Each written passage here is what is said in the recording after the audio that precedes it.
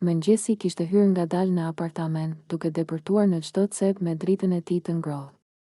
Rrezet e diellit ranë mbi dyshemen e drurit dhe mbi gardhet e dritares, duke krijuar një ndriçim të artë që i mbushte dhomën me paqe.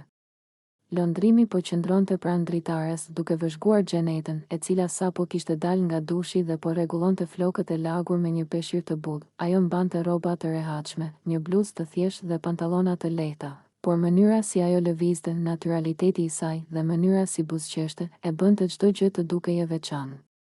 Lëndrimi ndjeu një ndjenjë të ngrohtë në zemër, një kombinim mes kënaqësisë dhe adhurimit.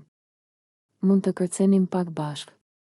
pyeti ai, me një zë të butë dhe plot ngrohtësi. Xheneta u kthye me një buzëqeshje që i ndriçoi fytyrën. "Po, pse jo?" tha ajo, dhe një ndjenjë lehtësie përshkoi dhomën. Filluan të lëviznin së bashku, duke u ndier si një ritëm i vetëm. Nuk ishte një kërcim i komplikuar apo i shpejtë, ishte i thjeshtë, i ngadalë, plot sens dhe emocione. Çdo hap ishte një shprehje e ndjenjave të tyre, një mënyrë për të komunikuar pa fjalë. Lëndrimi ndihej i lumtur duke parë fytyrën e Xhenetës që shkëlqente nga buzëqeshja, dhe ajo ndihej e sigurt duke ndarë atë moment me të. Ai e mbajti për dorë, ajo ju afrua më pranë dhe ata filluan të lëviznin më të qetë, duke ndier ngrohtësinë e njëri tjetrit. Muzika që dëgjonin në kokën e tyre ishte e heshtur, por e qartë. Çdo ritëm i zemrës, çdo frymëmarrje, çdo buzëqeshje krijonte një melodi që nuk kishte nevojë për nota. "Duket sikur koha ka ndalur," tha Xheneta, duke qeshur lehtë. "Po, ndonjëherë momentet më të bukura janë ato që ndodhin ngadalë," iu përgjigj Lëndrimi, duke e shikuar me vëmendje. Ata vazhduan të lëviznin në atë ritëm të ngadalë, duke ndryshuar drejtimet dhe duke u ndier më afër njëri tjetrit. Çdo lëvizje ishte një kombinim i elegancës dhe spontanitetit. Lëndrimi ndjeu gëzim kur ajo e kaploi me krahun e saj dhe i buzëqeshi me një shikim plot lumturi. Ai e ndjeu zemrën e tij të rrahë më shpejt, por jo nga frika apo shqetësimi, vetëm nga emocionet që një moment i tillë mund t'i japë. Xheneta ndjeu të njëjtën gjë, një ndjesë ngrohtësie dhe lumturie që mbushte dhomën dhe e bënte të ndiehej më e lidhur se kurrë me Lëndrimin. Ata vazhduan të kërcenin, por tani më të qetë, duke qeshur për çdo gabim të vogël, çdo këmbë që nuk ndodhej në vendin e duhur.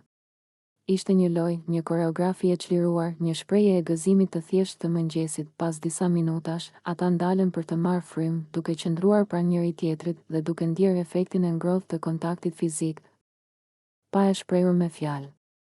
Lëndrimi e përqafoi Xhenetën në mënyrë të butë, dhe ajo i mbajti duart mbi krahët e tij, duke ndier praninë e tij në mënyrë të qetë dhe të sigurt. Ata u ulën pranë dritares, duke parë diellin që ngjitej më lart dhe duke biseduar për gjëra të zakonshme, planet për ditën, gjëra që i bënin të qeshnin, kujtime të vogla të së kaluarës. Por në çdo bisedë kishte një ndjenjë të padukshme të afërsisë dhe lumturisë që vetëm pranë njëri tjetrit mund të ndjehet. Mëngjesi u shndërrua në një orë të ngadalë, por të këndshme, ku çdo detaj kishte rëndësi. Aroma e kafes që sapo ishte bërë, drita që binte mbi tryezën, tingulli i qeshjes së tyre që mbushte ajrin. Lëndrimi shikoi Xhenetën dhe mendoi se kjo ndjenjë, kjo qetësi dhe gëzim i thjeshtë, ishte më e fuqishme se çdo gjë tjetër. Kur u ngritën për të filluar ditën, ata morën me vete atë ndjesi, një ndjenjë të afërsisë, të sigurisë dhe të lumturisë, një kujtim të mëngjesit që nuk do të harrohej kurrë. Dhe ndërsa dita fillonte, ata vazhduan të buzëqeshnin, duke ndier se momentet më të bukura nuk kishin nevojë për asgjë më shumë përveç të qenit pranë njëri tjetrit.